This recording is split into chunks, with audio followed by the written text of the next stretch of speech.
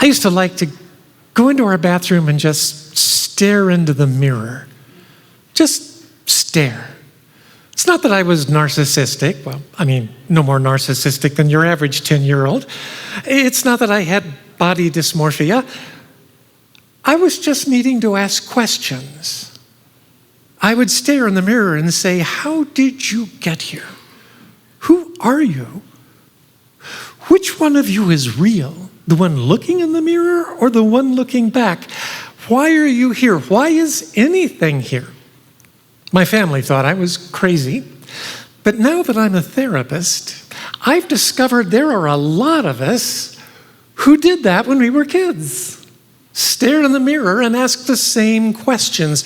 What we did not realize at the time is that we were asking the questions every major myth since the beginning of time has been asking. The first question is the cosmological question. Where did the world come from? How did it get here? Why is there something rather than nothing? We know the world began with the Big Bang, but what caused the Big Bang? The cosmological question, why is there something rather than nothing? The second is the metaphysical question. Who am I in relation to this cosmological question? Who am I in relationship to the universe? You know, it's been my privilege to do 3 TED Talks, and one of the things you get to do if you've done a TED Talk is now you're a part of the Red Circle. And so once a month, we get online with other TED speakers and talk about whatever anybody wants to talk about. Fascinating, because these are really smart people. So we were on last month, I think about 25 of us, and one of the guys was saying, this is amazing news. This is one of the leading experts on artificial intelligence in the world. He said, this is amazing news. If you can manage to live 7 more years, you can live forever. That's how close we are on AGI. AGI is artificial general intelligence. So just 7 more years, you can live forever. And everybody from the tech world, everybody from the AI world, we're all excited asking all these questions, while you could see all the rest of us from the humanities world were just kind of, until finally somebody said what we all were thinking. But are we not incarnated beings? Are we not embodied beings? So if in fact we're just there electronically, are we really there? Brought me back to the question I would ask myself staring in the mirror. Which one is real? The one staring into the mirror or the one staring back? That's the metaphysical question. The third question is the sociological question. Who am I in relationship to the people around me?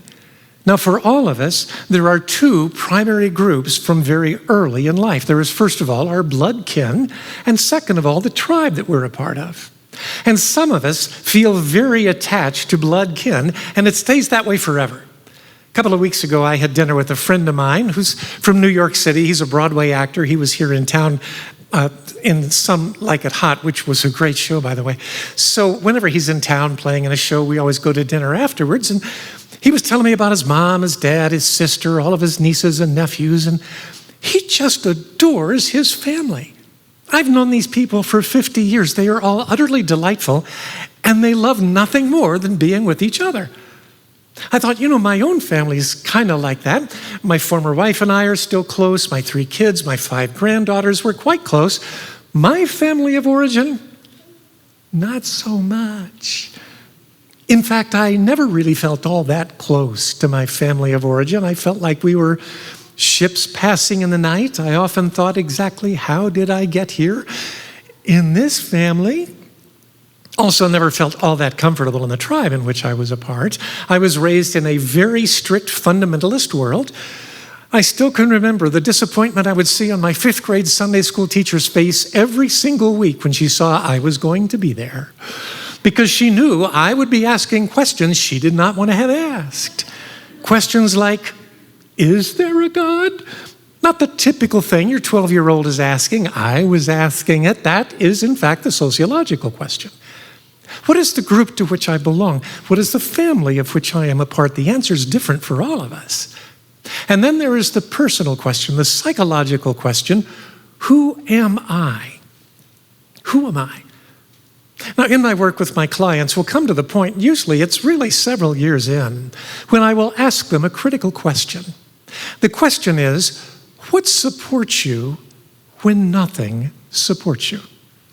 It's a very important question for us to have the answer to, because the truth is, eventually, we're going to need to know the answer to that. What supports you when nothing supports you? Now, the truth is, we came into the world with a fine working compass. All of us did. A compass that will always point us in the direction of true north if we can, in fact, trust the compass. I find in my work as a therapist, a good bit of my work with my clients is to help them removing the obstacles that are stopping them from finding their compass. And then once they can find that compass that has been with them from the beginning, well, now they have to learn to trust that compass. Because your own personal internal compass always knows where true north is. The question is, will you trust it? What supports you when nothing supports you? These are the four basic questions we've been trying to answer since the beginning of time. The cosmological question, the metaphysical question, the sociological question, and the psychological question. And every myth, no matter where it developed in the world, developed to answer one or more of those four questions, whether it's Odysseus or Persephone or Gilgamesh or Beowulf, all of them looking to answer the same questions. Joseph Campbell said most of those myths can be summed up in the concept of the hero's journey. Now, I've talked a lot here personally when I've been preaching about the hero's journey. I know Michael talked a lot about the hero's journey as well. So just a quick recap. In the hero's journey, an ordinary citizen is called on an extraordinary journey onto the road of trials. And initially, they reject the call because we're not stupid. It's the road of trials. Who willingly says, sure, I'll go on the road of trials? But now we know we've been called. You know what that feeling is? When you know you really should be saying yes to something that terrifies you, but you say no? Yeah, you're miserable. And a spiritual guide comes into your life. Maybe it's your grandmother, maybe it's Yoda, but somebody comes into your life who gives you the courage to answer that call onto the hero's journey. And sure enough, you find yourself on the road of trials. It's not comfortable, and then it gets much, much worse. You find yourself utterly and completely lost in a deep, dark cave. And this is where you learn one of the most important lessons life has to teach you. And that is that it's okay to be utterly and completely lost. Because you see, lost is a place too. And there are things you can learn in the place called lost you cannot learn any other place. And so you have to stay in the place called lost until you learn what you needed to learn in the place called lost. There's a wisdom that comes there. And finally, you get back out onto the road of trials, which now feels like nothing, given how dark and dank that cave was. And you finally get to the Holy Grail. Now, when you were called onto the hero's journey, you were convinced the Holy Grail, that was your fame, that was your fortune. But now that you've been through that dark night of the soul, you recognize the Holy Grail is actually never was your destination. Well, yeah, you got to get it. But now once you have it, you have to bring it back and give it as an offering to those from whom you have departed. Only then are you free to move on. That is the hero's journey. Every single one of us has been called onto the hero's journey. Question is just whether or not we will answer that call. So the people of Israel had been enslaved to the Egyptians for hundreds of years. And every now and again, the Pharaoh in Egypt would say, way too many Israelites out there. They could put together an uprising. We're going to have to kill a bunch of them. Let's just kill all the newborn sons. And so that's, in fact, what they would do every now and again. And on one of these occasions, a child had been born whose name was Moses. His mother put him in a basket, put him in reeds in the Nile River, floated him down the river to try to save his life. The Pharaoh's daughter finds him, raises him as her own, and then hires the mother as the nanny. I know there's more to this story than we're told, I think. It seems kind of interesting. Well, whatever the case, for 40 years now, he's raised as royalty, and somehow through the process of his education, he gets a conscience. And he sees an Egyptian kill an Israelite, and he kills the Egyptian. And well, now he's in big trouble, so he's got to flee. And at 40 years of age, he flees into the land of Midian, where he marries a Midianite and becomes a shepherd. Did you know? I took my son to northern Scotland last year. Did you know that one single shepherd today has to take care of as many as 3,000 sheep? It's not an easy job. That's just a little aside for you there. So he's a shepherd, and now he's with the sheep, and one day he sees this bush burning, and it burns and burns, but the leaves are still green. It's not consumed. And it keeps on burning, and it's not consumed. And so he does what anybody would do with a good, healthy dose of curiosity. He says, got to go take a look at that.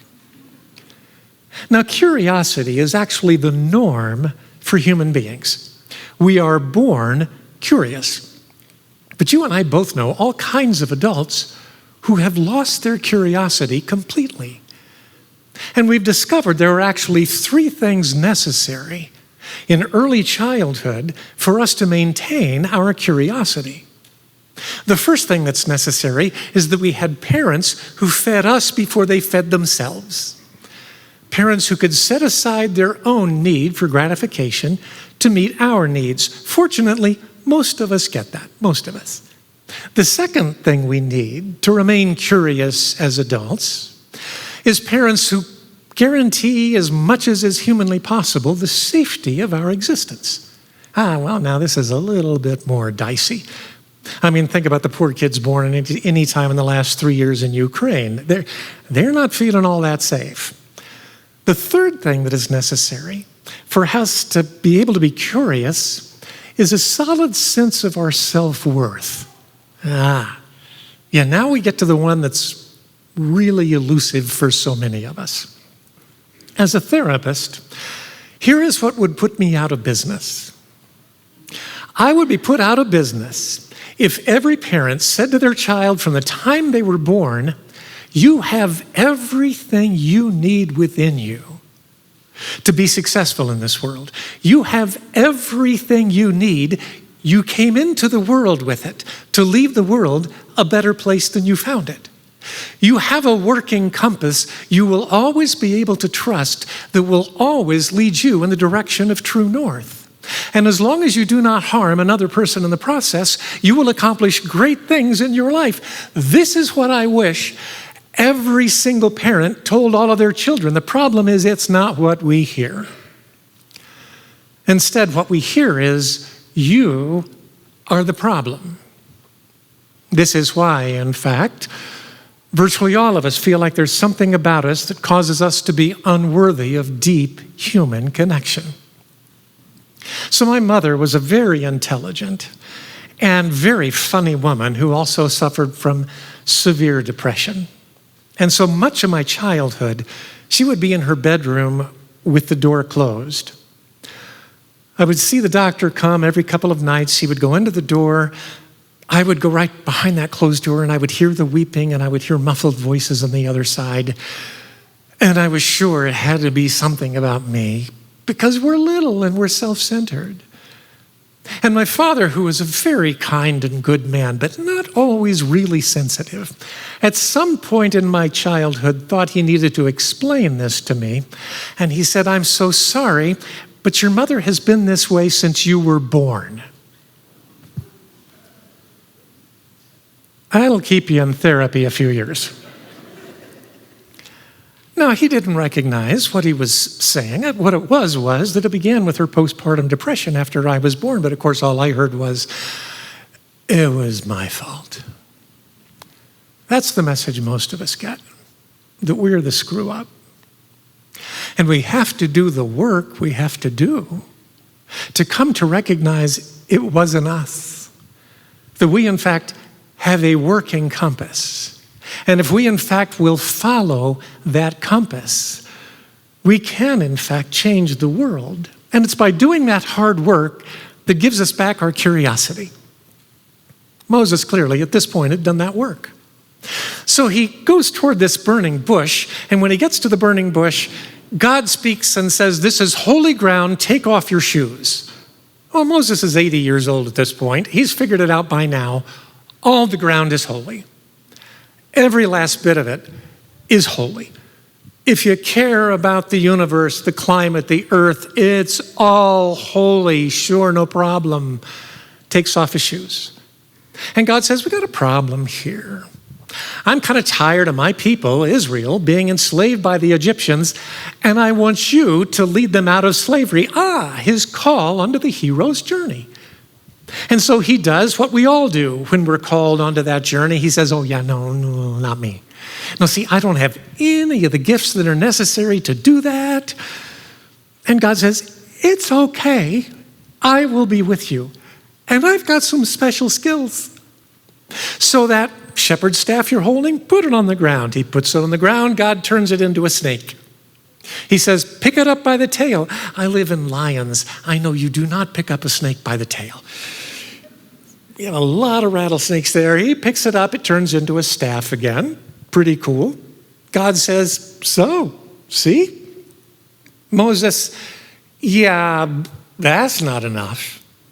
So God says, take your hand, put it inside your coat. He puts his hand inside his coat. God says, take it back out. He takes it out. It's covered in leprosy.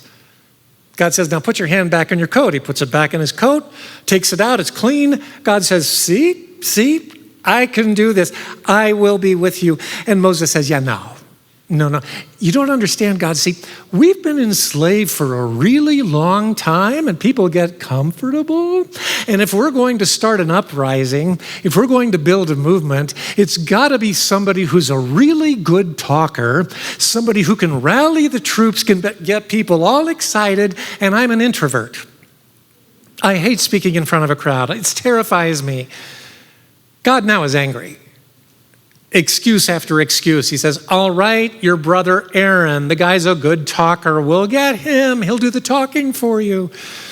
And now very, very reluctantly, Moses says, okay, yes to the hero's journey, and finds himself on the road of trials. He goes to Pharaoh, let my people go. Pharaoh's like, who are you? And so there's one plague and another plague and another plague and another plague. And every time Moses says after the plague, see, let my people go. Never happens. Finally, the 10th plague comes.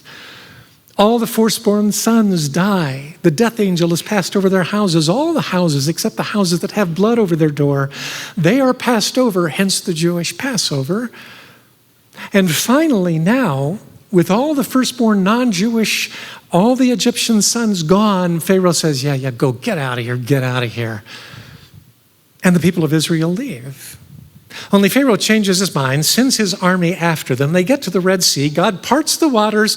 Moses and the people of Israel head across the sea. They get to the other side. God closes the waters onto the army, and now they are in the wilderness free. And now begins their own call onto the hero's journey. Yes, here's the reality. Not only as individuals are we called onto the hero's journey, entire nations can be called onto the hero's journey. And so God says to the people of Israel, I've created this place for you. It's great. It's a wonderful nation. It's your nation. It is the land of Canaan. It is flowing with milk and honey. He neglects to tell them people are living there who will not want to leave. And you're actually going to have to conquer that land to take it. Well, they don't really have a whole lot of confidence after several hundred years as slaves, and they don't want to answer that call onto the hero's journey. And so Moses sends 12 spies into the land. The spies come back. 2 of the spies say, oh, we got this. 10 of the spies say, there are giants in that land. They are humongous. There is no way we can defeat them. And this is the birth of conspiracy theories. This is where they start.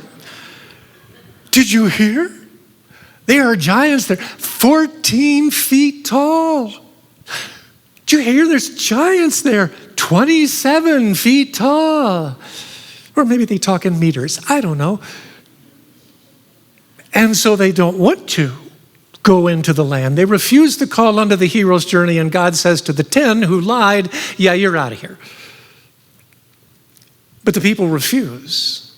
And so they're wandering in the desert. God feeds them because he's merciful with manna from heaven. But God says, you know what? None of you are going to get into the promised land. If you refuse the call unto the hero's journey, you'll all just die here in the desert. It'll be the next generation that gets to the promised land.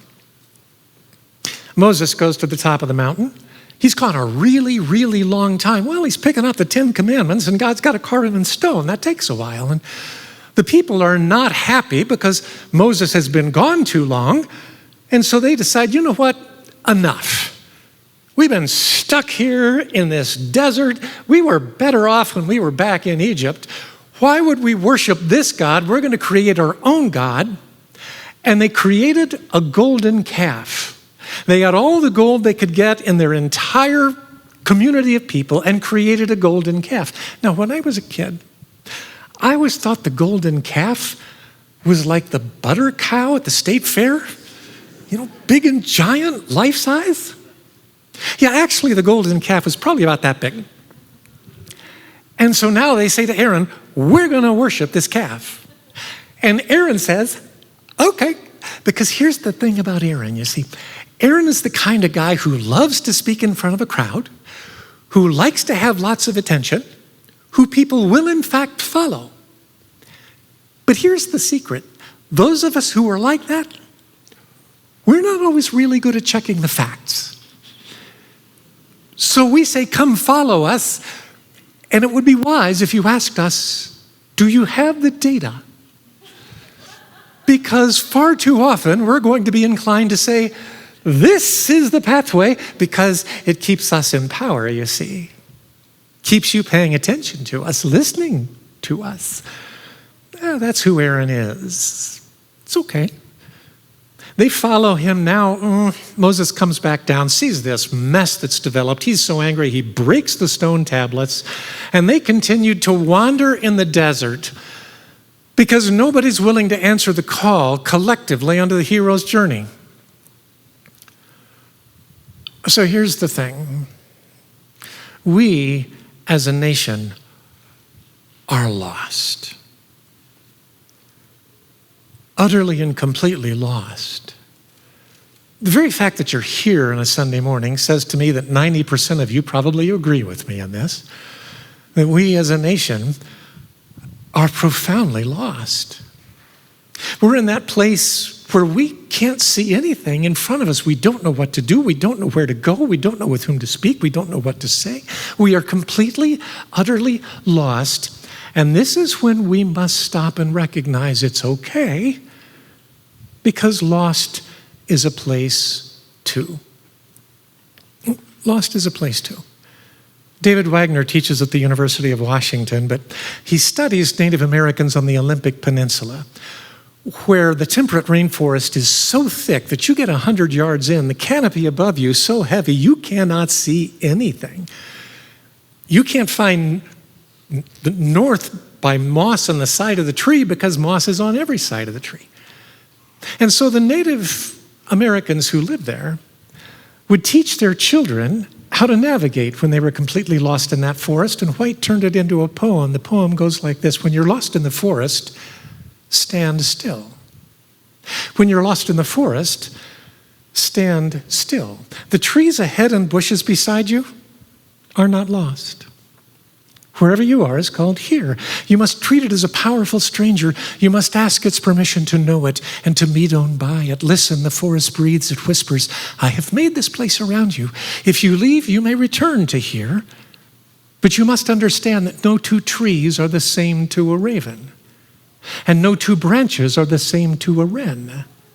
If what a tree or a branch does is lost on you, well, now then you are surely lost. What do you do when you're lost in the forest? Stand still. The forest knows where you are. You must let it find you. Well, that's where we are as a nation right now. Lost. And for about 6 months, we've been standing still, and I think we're going to be standing still for a while longer. waiting to see the direction in which we need to turn. And it's beginning to become clear to us that the first thing we need to do is something known by everybody who's ever been involved in Alcoholics Anonymous. It's the fourth step of AA. We need to do a fierce moral inventory of where we might have gone wrong. Yeah, we can take a look at everything that was done to us, but we can't do anything about what was done to us. All we can do is look at our own actions that have contributed to the problems we face. I'm a transgender woman. And so as I take a hard personal inventory at my community, I have to ask the question, what have we done that helped to get us to the place in which we are right now? Because if you haven't noticed, it's not a great time to be trans in America. But I think there are a number of things we have done that have not helped us. And one of the worst is cancel culture. We find it on every major university campus. You're canceled and ostracized if you do not believe exactly what the rest of your community says you must believe.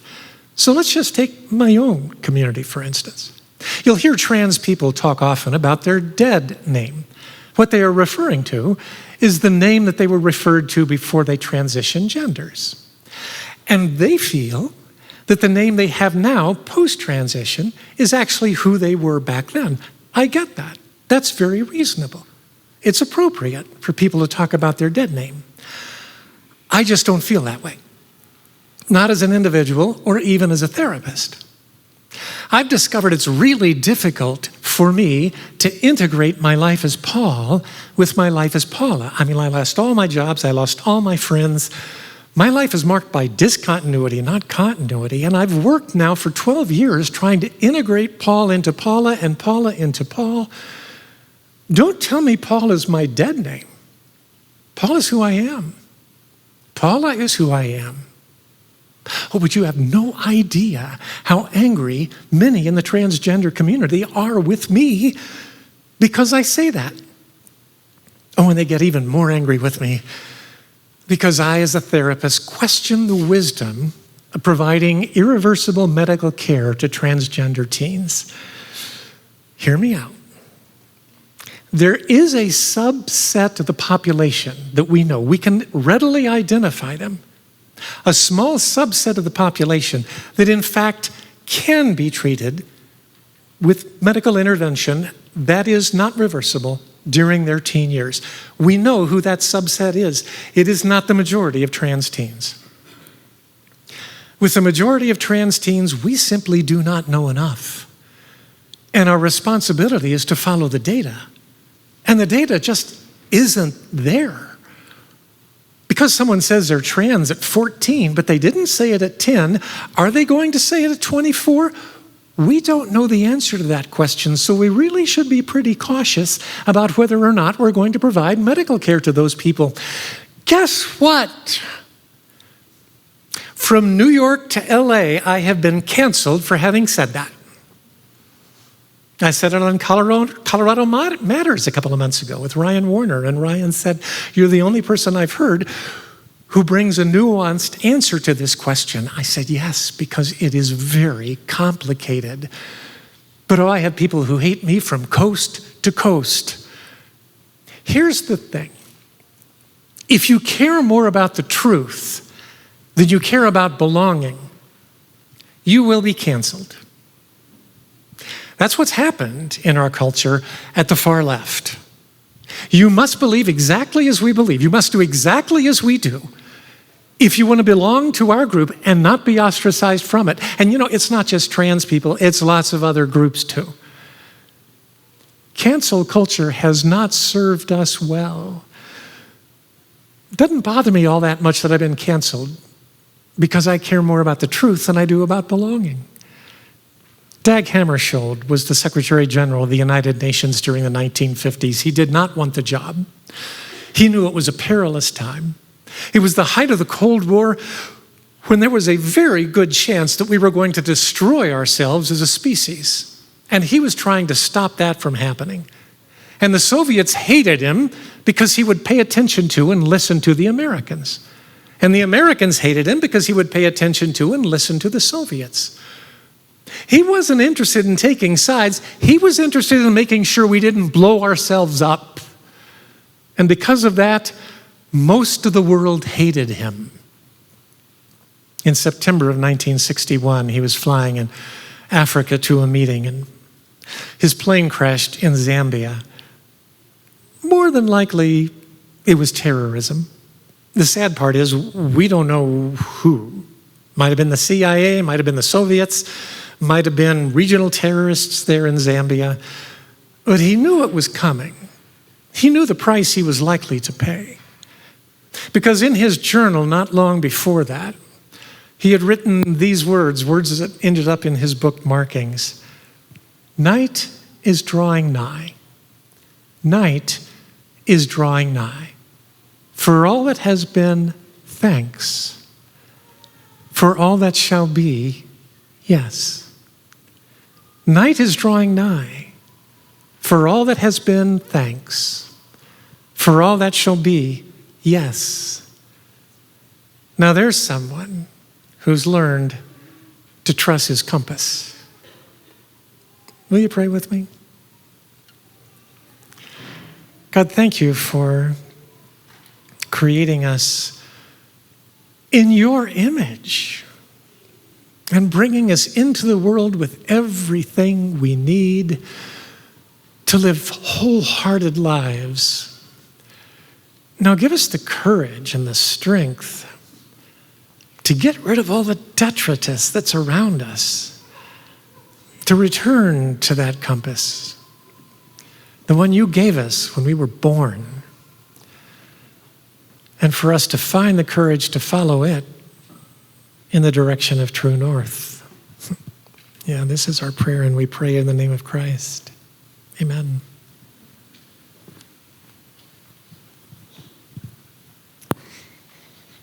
As we come to participate in Eucharist this morning, I have a couple of reminders for you. Here at DCC, we practice what is often referred to as open table communion. What that means is that everybody is welcome to join us at this table. If you're in this room and you feel like you are feeling a nudge to participate in communion with us, we invite you to. As Paula was speaking, I was reminded once again of a phrase that haunts me every time I participate in Eucharist. That phrase is Judas 8:2. Every time I come to the table, I remember that Jesus welcomed all, and he still does. So as you are ready, I invite you to participate with us and reflect on these words. While they were eating, Jesus took bread, and when he had given thanks, he broke it and gave it to his disciples, saying, "Take and eat, this is my body." Then he took a cup, and when he had given thanks, he gave it to them, saying, "Drink from it, all of you. This is the blood of the covenant, which is poured out for the many for the forgiveness of sins." Come as you are led.